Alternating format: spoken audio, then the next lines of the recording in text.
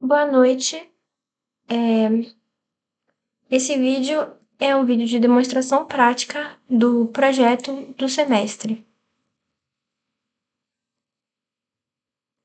Primeiramente, eu tenho aqui um pequeno guia de como executar esse projeto e eu vou estar abrindo um terminal em várias guias. Esse projeto ele pode ser executado na nuvem com Dockerfile, que tem um guia também para execução na nuvem, ou pode ser executado localmente. Eu vou estar fazendo execução localmente para poupar tempo de vídeo. Primeiramente, eu vou dividir meu terminal em 4 guias e eu vou entrar na pasta onde o sistema está localizado para poder executar os arquivos Python. Para executar o servidor, você vai utilizar o comando Python, o nome do arquivo, o ID daquele sensor e a porta em que ele vai estar realizando as comunicações. Eu vou abrir aqui o primeiro servidor.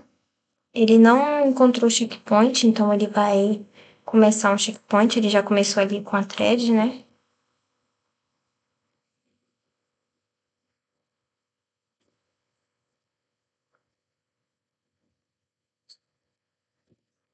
O cliente ele é mais simples, ele não tem parâmetros, então ele basta executar o cliente, ele já vai começar. A comunicação ela é realizada através de gRPC, então o cliente vai estar solicitando esses dados que são gerados no servidor através do protocolo RPC. Então ele vai estar sempre aqui puxando esses dados de temperatura, umidade e pressão.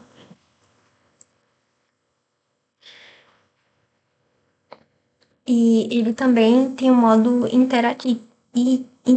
Então, por exemplo, eu posso digitar aqui ver no servidor e ele vai ativar o modo verbose, onde ele vai estar mostrando todas as informações de log, de o que está acontecendo por trás do servidor. Eu vou desativar aqui o modo verbose para demonstrar. Não, na verdade, eu vou continuar com o modo verbose, porque aqui a gente consegue ter muito mais informações no servidor. Sem o modo verbose, ele vai basicamente aparecer somente as coletas de dados. Então, aqui ele já mostra que ele está recebendo os pings dos sensores.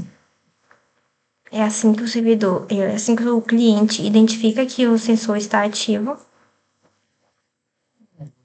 E também é possível ver a captura de estado. Ó, a captura de estado, ó, aqui nesse servidor, ele está capturando o estado desse snapshot aqui com esse D. E a eleição, eu vou demonstrar aqui como ela funciona, parando um dos servidores. Eu vou parar o servidor 3, como ele tem o maior ID, ele é o coordenador atualmente. E bora ver como é que ele vai se comportar. Como é que os outros servidores vão estar se comportando com essa falha. Então, ocorreu aqui uma falha nesse coordenador. O cliente ele já tentou estabelecer a conexão com esse coordenador e ele já está recebendo aqui os dados que ele pediu, né? Então aqui ele já consegue identificar que o sensor caiu. Os outros sensores também identificaram a queda do sensor 3 e aqui uma eleição já foi iniciada e já trouxe o resultado aqui, ó.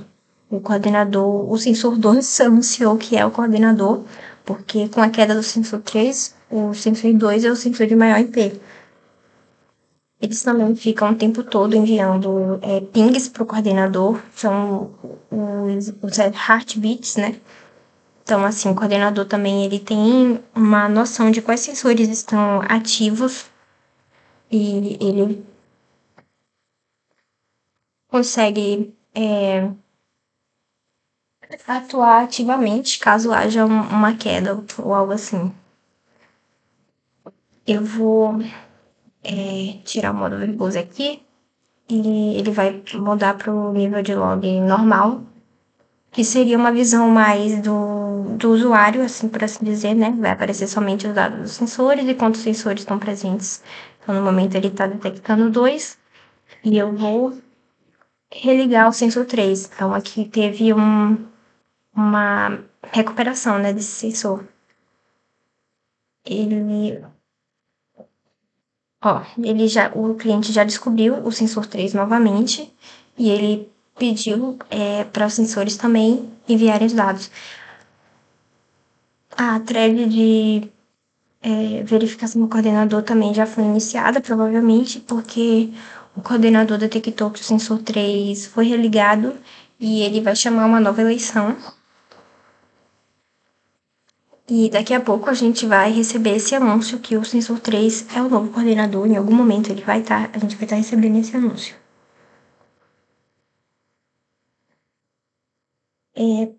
Por fim, para não acabar deixando esse vídeo muito longo, que eu tô vendo que já tá consumindo um tempinho, eu vou demonstrar como funciona a função de checkpoint. No início do projeto, deu para ver que não tinha nenhuma pasta criada, como foi a primeira vez executando.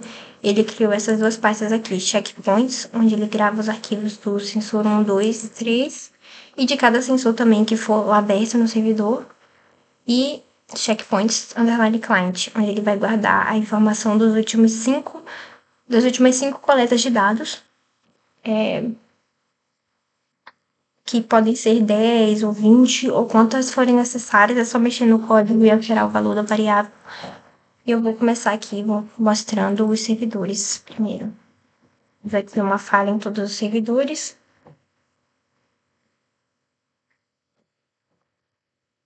E eu vou religar aqui um dos servidores. Vou religar aqui o servidor. O checkpoint, ó, ele foi iniciado.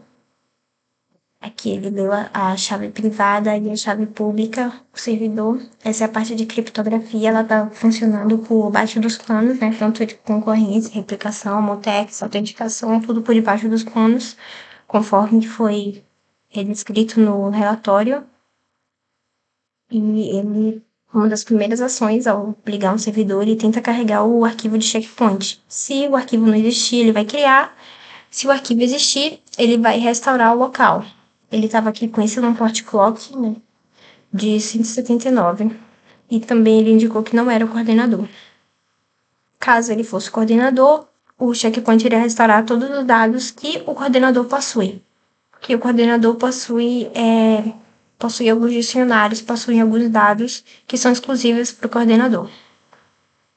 Esse checkpoint ele é executado a cada 60 segundos, né? Então, ele vai estar salvando esses arquivos a cada 60 segundos. E aqui ele já inicia a eleição com o algoritmo de Boolean. Como ele não detectou nenhum PIR maior, todos os outros servidores estão desligados. Ele vai se anunciar como coordenador, ele anuncia para todos que é o coordenador. Ele também anuncia para o cliente, mas a gente só consegue ver isso no modo verbose.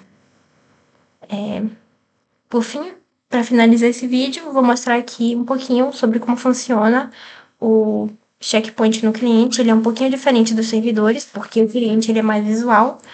Eu desativei o modo verbose e eu vou falhar aqui o cliente. O cliente recebeu um Ctrl+C. Vou reiniciar o cliente. E logo de cara, ele já vai restaurar os últimos 5 dados dos últimos 5 ciclos de get data que o cliente recebe. Como a gente parou os outros servidores por bastante tempo, o cliente só conseguiu pegar o dado do sensor 1. Então, eu vou reiniciar os servidores e deixar rolando por um tempinho a coleta de dados.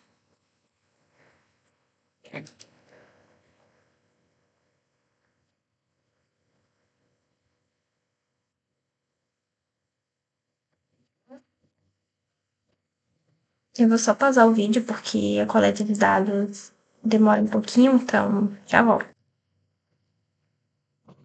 Bom, eu deixei aqui os sensores rodando juntamente com o cliente por algum tempo. Eu vou interromper o cliente e executá-lo novamente. só para demonstrar como é feita essa gravação.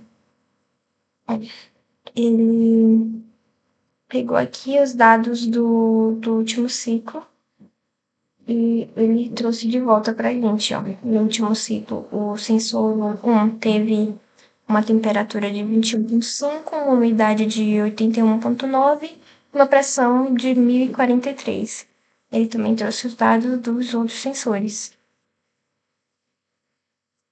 E aí ele vai continuar atuando agora, novamente salvando os dados nos arquivos checkpoint.